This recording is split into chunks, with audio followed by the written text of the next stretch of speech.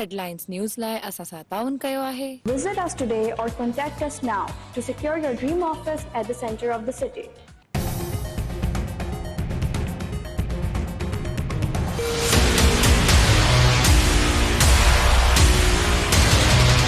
जुल्म थी विया हिते रुगो पैदल पे था अचूं हिते 100 जो तेल भरा त किलोमीटर भी कान थी गाड़ी हले। गरीब जो गुज़ारो त अॻे ई तंग हुयो वरी रहंदो पेट्रोल जो कमु केरायूं। असां गरीब माण्हू कमायूं 500 वञनि हज़ार सां काॾां घर जी पूरी कंदासीं।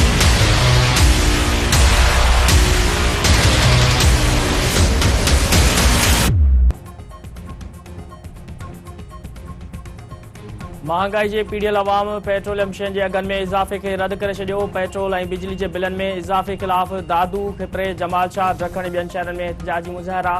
शहरनि जो चवणु आहे त पेट्रोलियम शयुनि जे अघनि में इज़ाफ़ो कंहिं बि सूरत में क़बूल न आहे। हुकूमत महांगाई करे जीअण जो हक़ बि खसे रही आहे।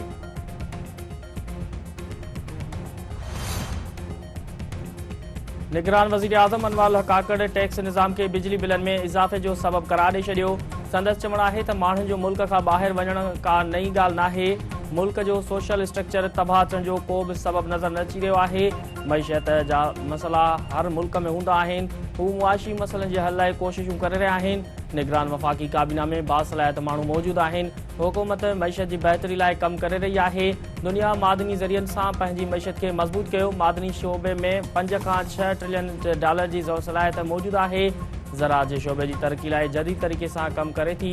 दिफ़ाई पैदावार जे शोबे जी सलाहियत खे बि वधाए रहिया आहिनि। गॾिजी पुख़्ते अज़म सां मुल्की तरक़ी लाइ कमु करणो पवंदो। टैक्स उगारी जे निज़ाम में तरतीब आणण जी ज़रूरत आहे। SIFC तहत 60 खां 70 बिलियन डॉलर जी सीड़पकारी जी उमेद आहे। ख़ुसूसी सीड़पकार सहूलत काउंसिल ज़रिए सीड़पकारी खे हथी वठाइणी आहे। सीड़पकारी लाइ अहम तरजीह शोबनि जी निशानदी कई वई आहे।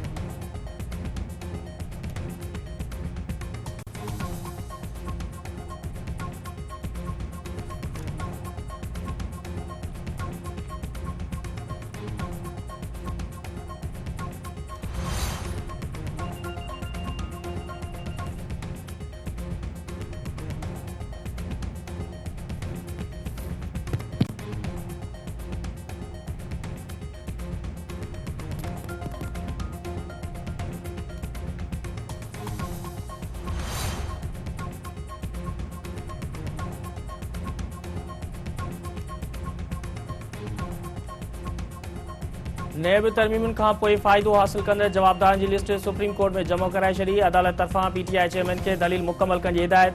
चीफ जस्टिस मर्ता बंदियाल रिमास ॾींदे चयो आहे त नैब कानून खे कारोबारी शख़्सियतनि ख़िलाफ़ ग़लति नमूने इस्तेमालु कयो वियो।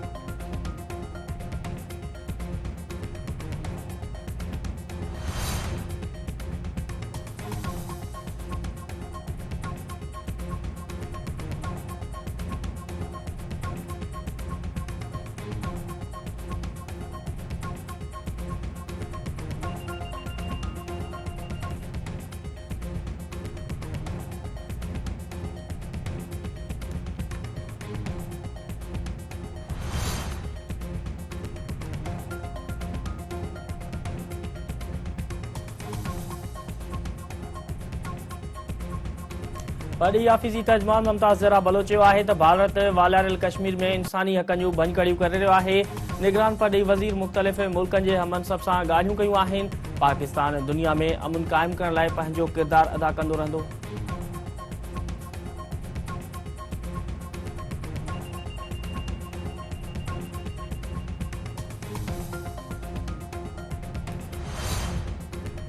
हवाई फ़ौज बचाव वारे ॾिहाड़े जे सिलसिले में मुख़्तसिर दस्तावेज़ी फ़िल्म जारी करे छॾी। फ़िल्म में 1 सेप्टेम्बर 1965 ईस्वी जी फ़िज़ाई जंग जे मंज़रनि खे बि ॾेखारियो वियो आहे।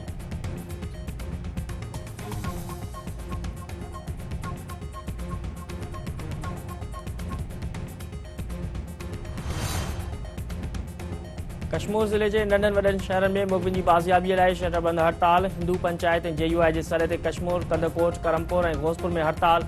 एहतिजाजी मुज़ाहिरा। अॻवाननि जो चवणु आहे त कश्मीर ज़िले में को बि शहरी महफ़ूज़ नाहे। क़त्ल, अगवा ऐं फुरलुट जा वाक़िया आम थी विया आहिनि। पुलिस अमन क़ाइमु करण में मुकमल तौरु नाकाम थी चुकी आहे।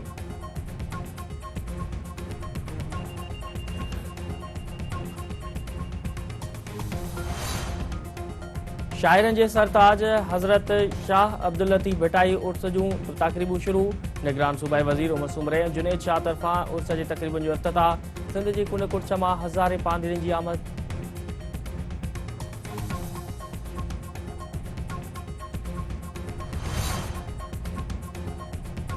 कंडियारे जे ॻोठ हाजी खान गोपांग में हथियारबंदनि जी फायरिंग। हिकु ॼणो क़तलु। हथियारबंदनि घर अंदरि गोलियूं हणी राशिद गोपांग खे क़तलु करे छॾियो।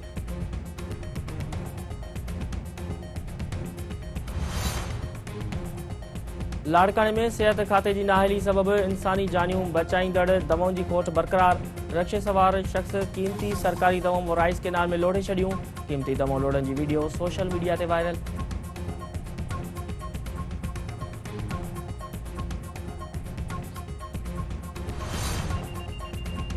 छाछरे वेझो ॻोठ मूसा जे ढाणी में शादीशुदा नारी जो लाश हथ। मक़तूल नारी जे 28 वरियनि जी रेशमा ज़ाल अब्दुल रहमान राहिमू तौरु सुञाणप। इस्पताल मुंतक़िल। नारी जे वारसनि पारां इस्पताल जे अङण में एहतिजाज। साहुरनि ते क़त्ल जो इल्ज़ाम।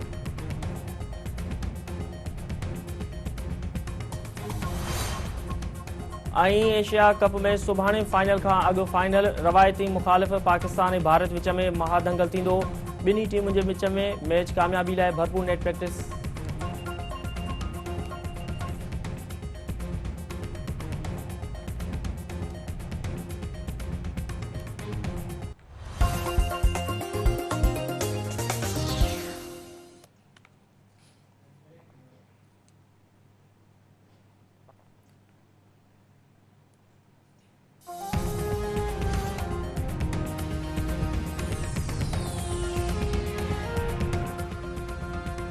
अस्सलाम वालेकुम नाज़रीन, सिंध टीवी न्यूज़ सां गॾु मां आहियां अब्दुल कयूम ॾाहिरी। हेडलाइन सां ॾिठियूं तफ़सीली ख़बरूं शामिल कंदासीं हिन न्यूज़ ब्रेक खां पोइ।